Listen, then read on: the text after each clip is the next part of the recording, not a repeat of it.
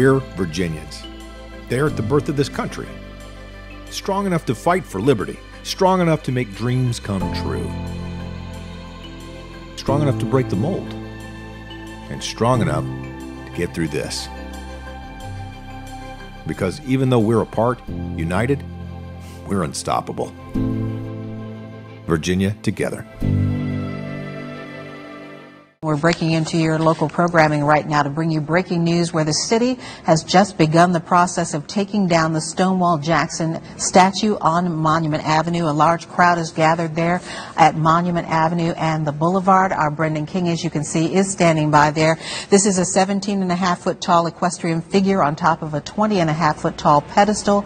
And we want to go to our Brendan King right now for a look at what exactly is going on there. This is a historical moment. And there it goes.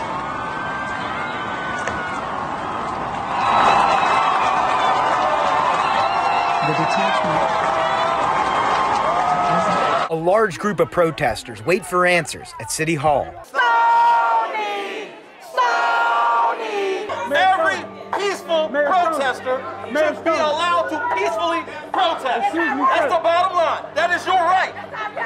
And we violated that yesterday. All right? We're going to continue marching peacefully. I promise you. All right? Have a good day. I love you. The crowds have cleared out around Capitol Square, but the debate over gun control bills continues tonight. Let's recap what happened today here at the Capitol. The Virginia Citizens Defense League held their annual Gun Lobby Day rally on Capitol Square today. This year, as you'll recall, due to the election back in November of 2019, Democrats took control of both houses of the legislature. That means they're in control, and they plan to pass several gun control bills. Just a few hours ago, we learned that the number was 22,000. That's how many people turned up at the rally today. What's your name? Brandon. You know, Brandon was talking to me. Brandon looked over to me and said, "Mom, don't leave me." The worst thing that we ever did in our lives was come to Cumberland Hospital. They hurt my son. I demanded that they release him, and they did. I'm gonna make sure that those who made my son suffer and those who've made all of those children suffer pay. Because the truth will come out, I told him. I'm gonna make sure of it. If it's the last breath I take. Either you are truly a compassionate doctor, or B, you're covering up something. Laura French takes their evidence to the highest office in the state, a Problem Solvers 2-part investigation. You're messing with the wrong mom. They are startling accusations of abuse and neglect. Boys and girls allegedly victimized while they were patients at a children's hospital in New Kent County. Now, CBS 6 has confirmed that facility is at the center of a sprawling criminal investigation that dates back more than 2 years. And tonight, a Problem Solvers investigation in the works for 6 months. Laura French lays out the allegations that have been made by numerous parents, including a mother who claims her son's brief stay at that hospital nearly cost him his life. What's your name? Brandon. Brandon Petro, Happy. affectionately loves on his mother Renee, as he did in much happier times. Let's take a picture. 1, 2, smile, smile. But weeks after this video was taken, these lives would be forever changed, just not the way they'd hoped for. This is us. We're on the medevac now. The Florida family made the decision to transfer care for Brandon's complex medical needs to Cumberland Hospital in New Kent County. They'd arrive at the Children and Adolescent Facility September 6, 2017, unable to get into the acute unit Renee says was promised to them. Brandon's very complex and he needs 24/7 care. He said, "Oh, all of our units have 24/7 care. He will be just fine." Brandon, who suffers from a seizure disorder and other medical issues, got settled into a room on the neurology unit. Brandon looked over to me and said, Mom, don't leave me. Tonight, a problem solvers investigation. Our Melissa Hippolyte explores how the situation turned so quickly at one nursing home. Kathy Campbell moves determined yet nervous. John, are you there? Toward her brother's room at Canterbury Rehabilitation and Healthcare Center in Henrico. Somebody's going in there to open up the curtains for me. He suffers from Huntington's disease, but the facility is no longer allowing visitors. Is he doing okay? All because of the words that Kathy is about to hear. Did he test positive? He did? Is he showing any signs? No? But he is positive. God. Babe, we love you.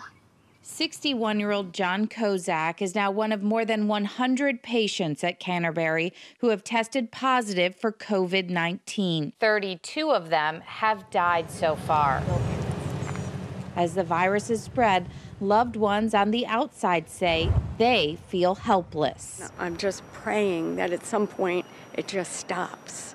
But how did Canterbury get here? Was there anything that could have been done to prevent this outbreak? We know that this is an extremely difficult time for the residents of Canterbury Rehabilitation and Healthcare Center. The head of the Richmond and Henrico Health Departments, Dr. Danny Avula, says testing failures are to blame. The severe lack of testing and the turnaround on testing time at the very beginning of this might have contributed to a scenario where there was a lot of disease spread before we even knew this was COVID-19 in the facility. To that point, a timeline provided to us by Henrico County shows emergency calls to the facility over the past several months. 911 calls there started going up in February, skyrocketing by the final week of the month. But the first case of COVID-19 was not officially confirmed at Canterbury until March 18th.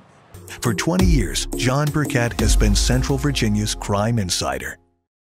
I'm proposing an amendment to the state budget that would give the Department of Corrections authority to release offenders who have 1 year or less left in their sentences. As the coronavirus spreads, Governor Ralph Northam wants to create more space inside Virginia's prisons. But he says an early release should only be available to a certain type of inmate. They must have demonstrated good behavior and not be a threat to public safety. Which some say calls into question a recent decision made by the state parole board. Mike ran out of chances on November 13th, 1979, laying in a pool of his own blood with 5 gunshot wounds to his face and head. In a case unrelated to the COVID-19 pandemic, the board voted 4-1 to release a man who murdered a young Richmond police officer some 40 years ago. We have 5 people, 4 of whom said the life of a police officer is not worth a hell of a lot. Vincent Lamont Martin shot and killed patrolman Michael Connors on November 13th. We see them compete, striving for greatness, but there's always more to their story. An unforgettable touchdown, a story of survival, a grade school go-kart champion, and a record-breaking triathlete. Go beyond the roster with Lane Casadante. Sometimes you gotta wonder, you gotta dare to believe.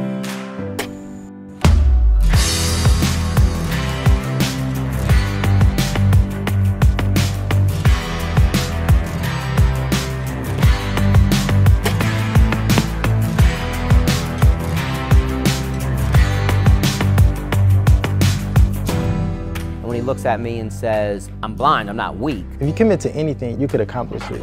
Good job. To have USA on my chest, running at the Olympics, I can't even articulate how proud I would be. It's hard, being disabled, in particular someone with a disability that requires a wheelchair. That's our job to help change those perceptions. Right there, that's what I want. In the 11 years that Jason Elkins has been a personal trainer, he's seen every level of athlete come through his doors. There you go.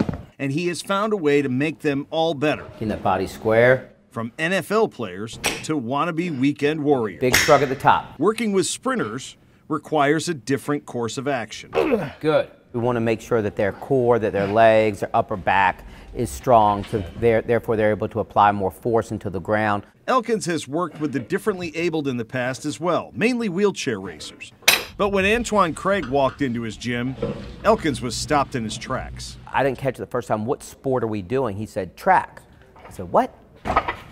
Antoine is nearly completely blind. 10. Good job. That's what we want. I Have a Story with Greg McQuaid.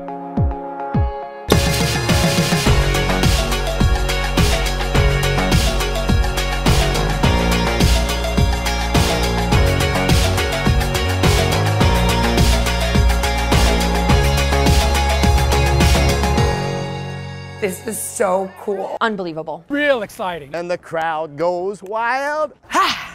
Oh my gosh. You're gonna find flour in here and jellos and things like that. We can go anywhere in the state and we can get there in 2 hours. So it's just really a time-effective process. What sets this donor apart from others? His age. When he told me he was 16, I couldn't even speak for a minute. Yes, when most teens are learning to parallel park, Griffin files his flight plan. I'll tell you, it was quite a trip today.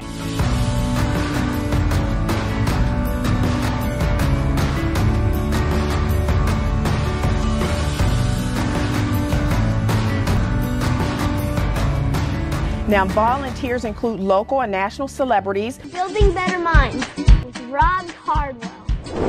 Well, documenting history. Yeah, a local student is using his camera to capture monumental moments here in Richmond. Just raw pictures of what was actually happening. He came back after the summer. He just had showed me one on his phone, one that has an American flag, and each one was sort of better than the last. Right now, at 5 parts of Virginia and North Carolina left devastated after Isaias brings flooding and tornadoes to the region, even turning deadly in one neighborhood. Take a look at this bird's eye view capturing images of destruction in southeastern Virginia. Yeah, this area got hit really hard by a confirmed tornado. There's no question about it. Looking at where we are now, we've switched positions, and it looks like the first touchdown might have been about a quarter of a mile back here to my right. The damage path is fairly narrow there. Then it moved across and it hit this motel. And notice the motel has its first and second floors intact, but the roof has been ripped off.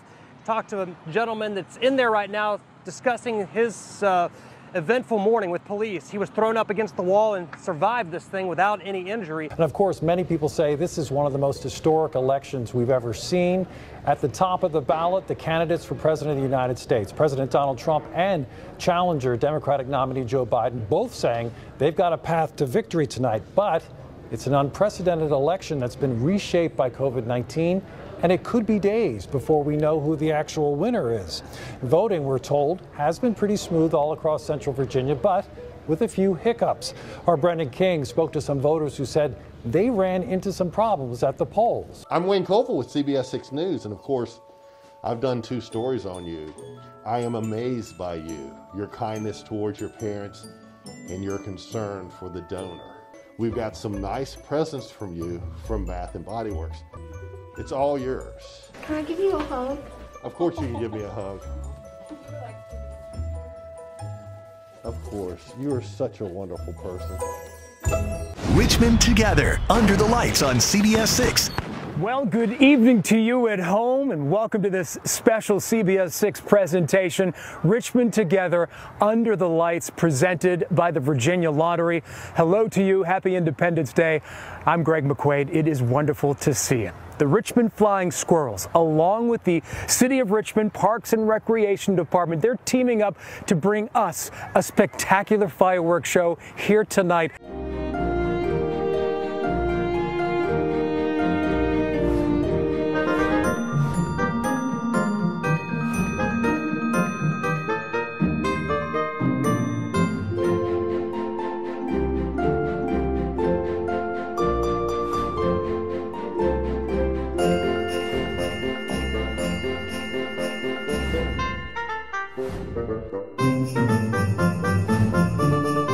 The Dominion Energy Christmas Parade.